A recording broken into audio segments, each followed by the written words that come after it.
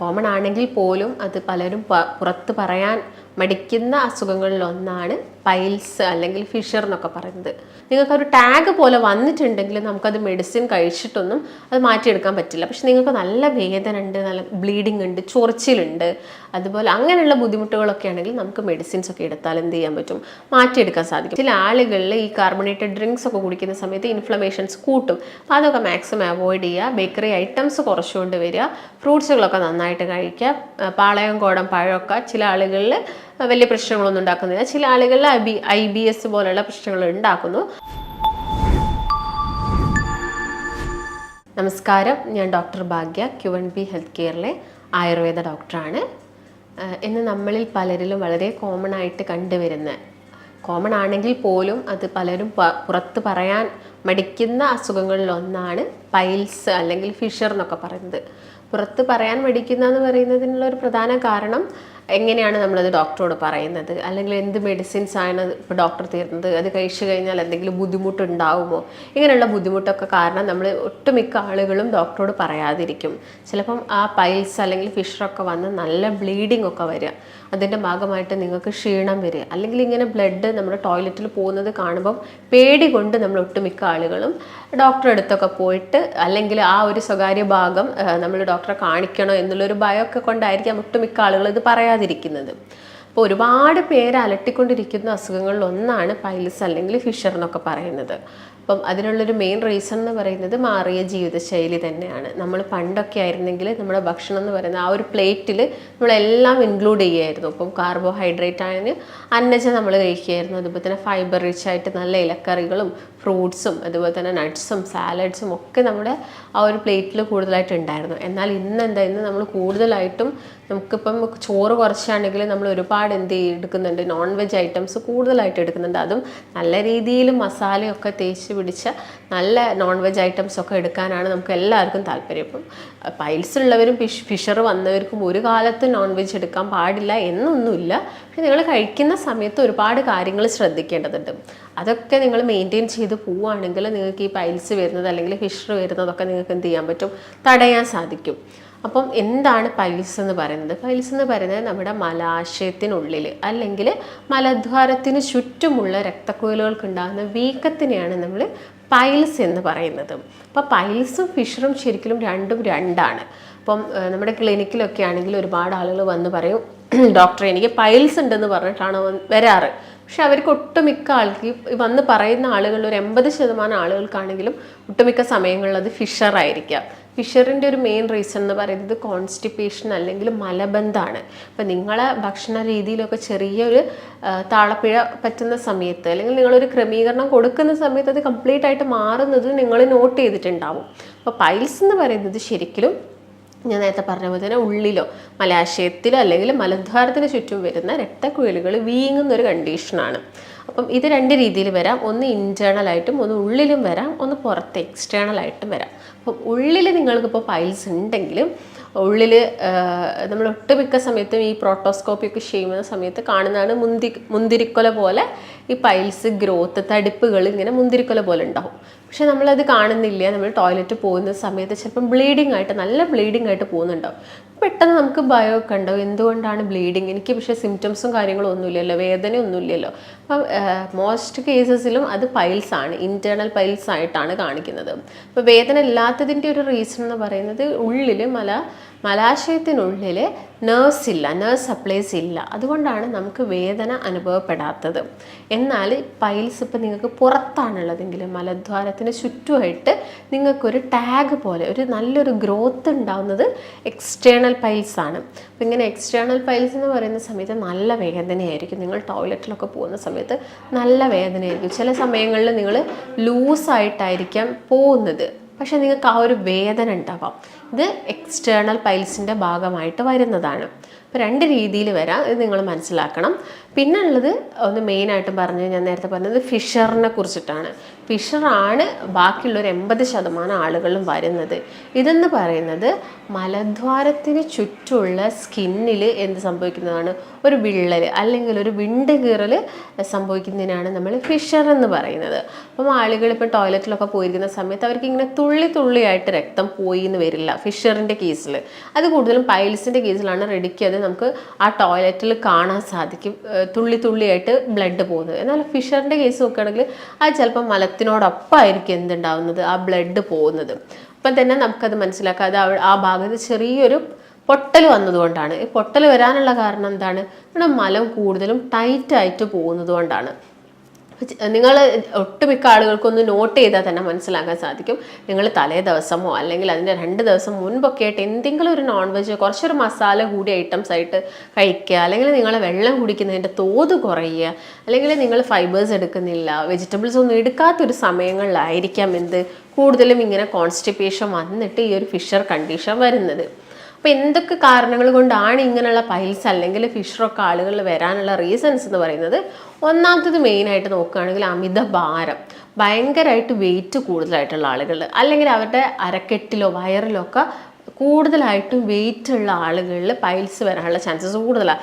കാരണം ഈ ഹെമറോയിഡൽ വെയിൻസിന് എന്താവും, ഒരു പ്രഷർ വരും. പ്രഷർ വരുന്നതിൻ്റെ ഭാഗമായിട്ട് അത് തടിച്ച് വീർക്കും. അങ്ങനെ പൈൽസ് വരാനുള്ള ചാൻസസ് കൂടുതലാണ്. പിന്നെ ഒന്ന് ഗർഭിണികളിൽ നമ്മൾ കാണാറുണ്ട്. ഗർഭിണികളിൽ വരുന്നതിനുള്ള ഒരു മെയിൻ റീസൺ അവർക്ക് നമുക്കറിയാം, അവരുടെ ആ അരക്കെട്ടിലുള്ള വെയിറ്റ് കൂടി കൂടി വരികയാണ്. അപ്പം അവരിലും ഇത് കൂടുതലായിട്ടും വരാനുള്ള ചാൻസസ് ഉണ്ട്. പിന്നെന്ന് പറയുന്നത് വെരിക്കോസിറ്റി ഉള്ള ആളുകളിലും പൈൽസ് കണ്ടുവരാറുണ്ട്. കാരണം രണ്ടും അവിടെ വെയിൻസിൻ്റെ വീക്കമായിട്ടാണ് വരുന്നത്. ആ ഒരു പ്രഷർ കൂടുന്നതിൻ്റെ ഭാഗമായിട്ടാണ്, അല്ലെങ്കിൽ വാൾവ്സിൽ വരുന്ന ചെറിയൊരു ഡിഫോമിറ്റീൻ്റെ ഭാഗമായിട്ടൊക്കെ അവർക്ക് എന്ത് വരാം, പൈൽസ് വരാനുള്ള ചാൻസസ് കൂടുതലാണ്. പിന്നെ ഡ്രൈവേഴ്സിന് അല്ലെങ്കിൽ ഒരുപാട് സമയം ഇരുന്ന് ജോലി ചെയ്യുന്ന IT ഫീൽഡിലുള്ള ആളുകൾക്കൊക്കെ അവരും ഇങ്ങനെ ഇരുന്ന് ജോലി ചെയ്യുമ്പം ആ ഒരു ഭാഗത്ത് പ്രഷർ കൂടുതലായിട്ട് വരാം. അതിൻ്റെ ഭാഗമായിട്ട് എന്ത് വരാം, പൈൽസും ഫിഷറും എന്ന് പറഞ്ഞ അസുഖങ്ങളൊക്കെ വരാം. അതുപോലെ തന്നെ നിങ്ങൾ ഫൈബർ റിച്ച് ആയിട്ടുള്ള ഫുഡൊന്നും കഴിക്കുന്നില്ല, നിങ്ങൾ കൂടുതലും നോൺ വെജസ് ആണ് കഴിക്കുന്നത്, അല്ലെങ്കിൽ പ്രോട്ടീൻസ് ആണ് കൂടുതൽ എടുക്കുന്നത്. നമുക്ക് വേണ്ട ഡയറ്റ്, അതായത് നമ്മുടെ ഒരു ബാലൻസ്ഡ് ഡയറ്റ് നിങ്ങൾ കീപ്പ് ചെയ്ത് പോകുന്നില്ലെങ്കിൽ നിങ്ങൾക്ക് ഇങ്ങനെയുള്ള അസുഖങ്ങൾ വരാം. അതുപോലെ തന്നെ നിങ്ങൾ പെട്ടെന്ന് തന്നെ ഏതെങ്കിലും ഒരു ടാബ്ലറ്റ്സോ എന്തെങ്കിലും സ്റ്റീറോയിഡ്സോ അല്ലെങ്കിൽ ഏതെങ്കിലും ഒരു ടാബ്ലറ്റ്സോ ഒക്കെ പുതുതായിട്ട് കഴിക്കുന്നുണ്ടെങ്കിലും നിങ്ങൾക്ക് എന്ത് വരാം, ഇങ്ങനെ പൈൽസ് പോലുള്ള അസുഖങ്ങളൊക്കെ വരാനുള്ള ചാൻസസ് കൂടുതലാണ്. അപ്പോൾ മെയിനായിട്ട് ഞാൻ പറഞ്ഞ കാരണങ്ങളിൽ ആദ്യം തന്നെ നമുക്ക് നോക്കേണ്ടത് നമ്മുടെ ഭക്ഷണമാണ്. ഭക്ഷണ രീതിയിൽ എന്ത് മാറ്റം വരുത്തിയാലാണ്. കാരണം ഈ പൈൽസും ഫിഷറും ഒക്കെ നിങ്ങൾക്കൊരു ടാഗ് പോലെ വന്നിട്ടുണ്ടെങ്കിൽ നമുക്കത് മെഡിസിൻ കഴിച്ചിട്ടൊന്നും അത് മാറ്റിയെടുക്കാൻ പറ്റില്ല. പക്ഷെ നിങ്ങൾക്ക് നല്ല വേദന ഉണ്ട്, നല്ല ബ്ലീഡിങ് ഉണ്ട്, ചൊറിച്ചിലുണ്ട്, അതുപോലെ അങ്ങനെയുള്ള ബുദ്ധിമുട്ടുകളൊക്കെ ആണെങ്കിൽ നമുക്ക് മെഡിസിൻസ് ഒക്കെ എടുത്താൽ എന്ത് ചെയ്യാൻ പറ്റും, മാറ്റിയെടുക്കാൻ സാധിക്കും. പക്ഷെ നിങ്ങൾക്ക് പൈൽസ് വന്ന ഒരു ടാഗ് പോലെ അത് കിടക്കുന്നുണ്ടെങ്കിൽ നമുക്ക് ചിലപ്പോൾ അത് കട്ടൊക്കെ ചെയ്ത് കളയേണ്ടി വരും.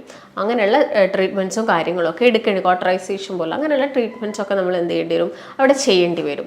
എന്നാൽ ഞാൻ നേരത്തെ പറഞ്ഞ പോലെ തന്നെ ഇങ്ങനെ ഫിഷർ പോലുള്ള അസുഖങ്ങളിലൊക്കെ കൂടുതലും നമുക്ക് എന്താണ്, നമ്മുടെ ഭക്ഷണത്തിൽ ക്രമീകരണം വരുത്തുന്നതാണ് ഏറ്റവും നല്ലത്. അങ്ങനെ മാറ്റുമ്പോൾ തന്നെ നമുക്ക് എന്ത് ചെയ്യാം, കംപ്ലീറ്റ് ആയിട്ട് പോകുന്നത് കാണാൻ സാധിക്കും. എന്നാൽ ചില ആളുകൾ എന്തായിരിക്കും, നിങ്ങൾക്ക് ലൂസായിട്ട് പോകുന്നുണ്ടെങ്കിൽ പെയിൻ ഉണ്ടെങ്കിൽ അങ്ങനെയുള്ള ആളുകൾക്ക് ആ ഒരു ഇൻഫ്ലമേഷൻ കുറയ്ക്കാൻ വേണ്ടിയിട്ടൊക്കെ നമുക്ക് മെഡിക്കേഷൻസ് എടുക്കേണ്ടി വരും. അപ്പോൾ ഈ ഒരു കാര്യങ്ങളൊക്കെയാണ് നിങ്ങൾ മെയിനായിട്ടും ശ്രദ്ധിക്കേണ്ടത്. അപ്പോൾ പൈൽസിൻ്റെ കേസ് തന്നെ നോക്കുകയാണെങ്കിൽ നമുക്ക് അതിനെ ഗ്രേഡായിട്ട് തിരിക്കാൻ സാധിക്കും. ഒരു ഗ്രേഡ് 1, 2, 3 എന്ന് പറഞ്ഞാൽ നമുക്ക് തിരിക്കാൻ സാധിക്കും. ഒരു ഗ്രേഡ് 1 എന്നൊക്കെ പറയുന്നത് മോസ്റ്റ് കോമൺ ആയിട്ട് വരുന്ന പെയിന്, ചൊറിച്ചിൽ, ബ്ലീഡിങ്, ഇതൊക്കെ ഒരു ഗ്രേഡ് 1 ആണ്.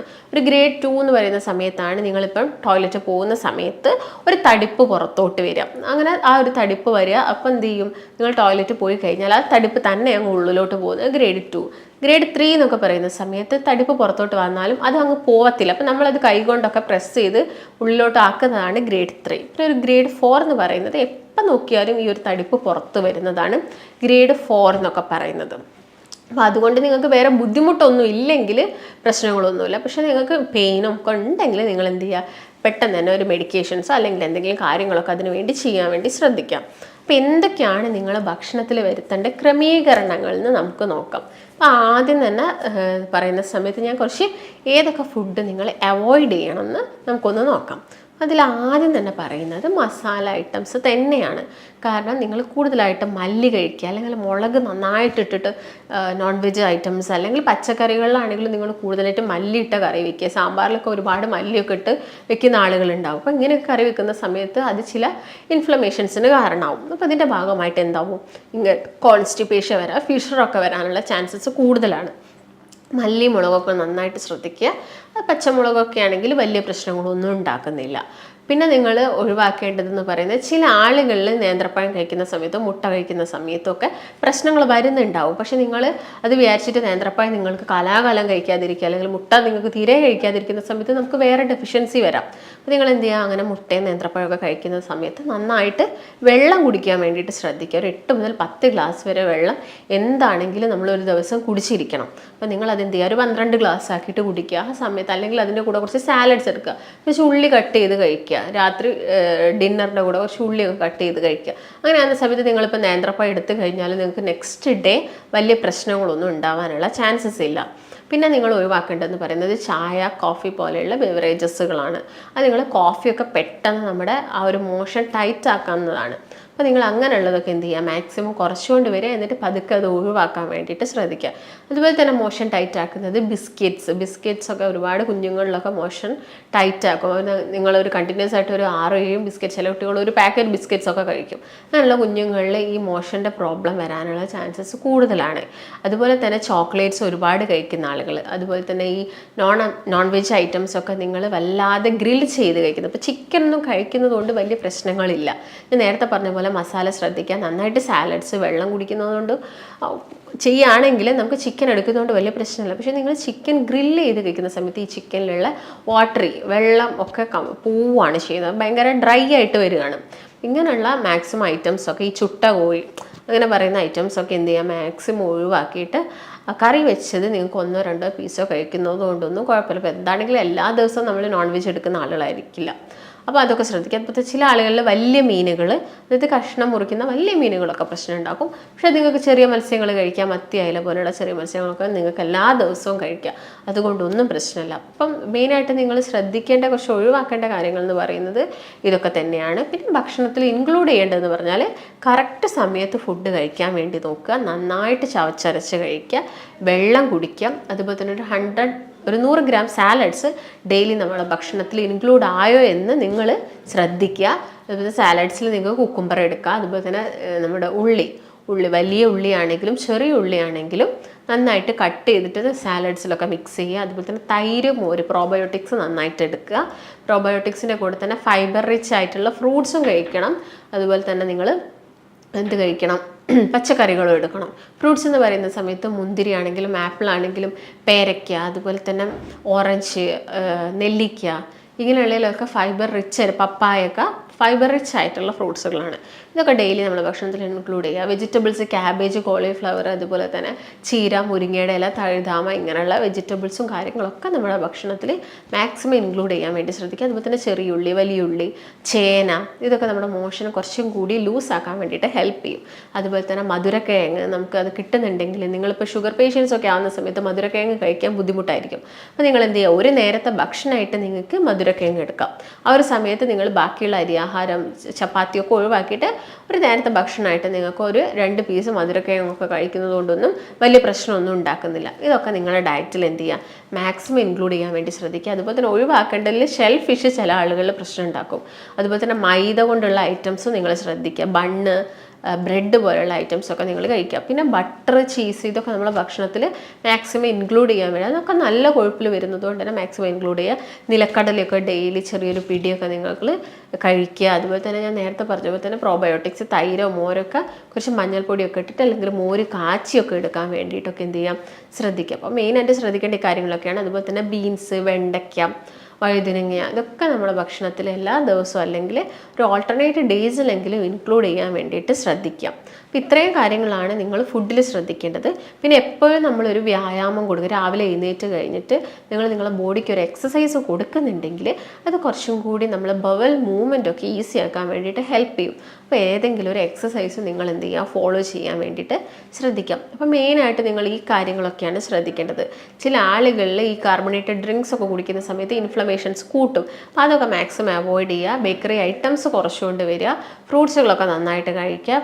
പാളയം കോടം പഴമൊക്കെ ചില ആളുകളിൽ വലിയ പ്രശ്നങ്ങളൊന്നും ഉണ്ടാക്കുന്നില്ല. ചില ആളുകളിൽ IBS പോലുള്ള പ്രശ്നങ്ങൾ ഉണ്ടാക്കുന്നു. അവരെന്ത് ചെയ്യുക, അതൊക്കെ അവോയ്ഡ് ചെയ്യുക. ഞാൻ നേരത്തെ പറഞ്ഞ കാര്യങ്ങളൊക്കെ നിങ്ങളുടെ ഭക്ഷണത്തിൽ എന്ത് ചെയ്യുക, മാക്സിമം ഇൻക്ലൂഡ് ചെയ്യുക. നന്നായിട്ട് ഉറങ്ങുന്ന സമയത്ത് ഇൻഫ്ലമേഷനും കാര്യങ്ങളൊക്കെ നമ്മൾ ബോഡിയിലുള്ളത് കുറയ്ക്കാൻ വേണ്ടിയിട്ടൊക്കെ ഹെൽപ്പ് ചെയ്യും. അപ്പോൾ നിങ്ങൾക്ക് ഇങ്ങനെയുള്ള ബുദ്ധിമുട്ടുകളൊക്കെ ഉണ്ട്, സഹിക്കാൻ പറ്റാത്ത വേദനയൊക്കെ ആണെങ്കിൽ നിങ്ങളൊരു ഡോക്ടറിൻ്റെ നിർദ്ദേശമൊക്കെ തേടേണ്ടതാണ്. ഇപ്പം പല കാരണങ്ങൾ കൊണ്ടും ബ്ലീഡിങ് വരാം. അപ്പം നിങ്ങളെ കുടലിനുള്ള എന്തെങ്കിലും പ്രശ്നങ്ങളാണെങ്കിലൊക്കെ ബ്ലീഡിങ് വരാം. പൈൽസ് മാത്രമല്ല, മലാശയത്തിൽ നിന്ന് ബ്ലീഡിങ് വരുന്നത്. അപ്പോൾ എപ്പോഴും നിങ്ങളൊരു ഡോക്ടറിൻ്റെ നിർദ്ദേശം എടുക്കാൻ വേണ്ടി ശ്രദ്ധിക്കുക. അപ്പോൾ നിങ്ങൾക്ക് എന്തെങ്കിലും സംശയങ്ങളോ കാര്യങ്ങളോ ഒക്കെ ഉണ്ടെങ്കിൽ താഴെ കാണുന്ന നമ്പറുമായിട്ട് ബന്ധപ്പെടുക. നമുക്ക് മറ്റൊരു നല്ല ഹെൽത്ത് ടോപ്പിക്കുമായിട്ട് വീണ്ടും കാണാം. നന്ദി.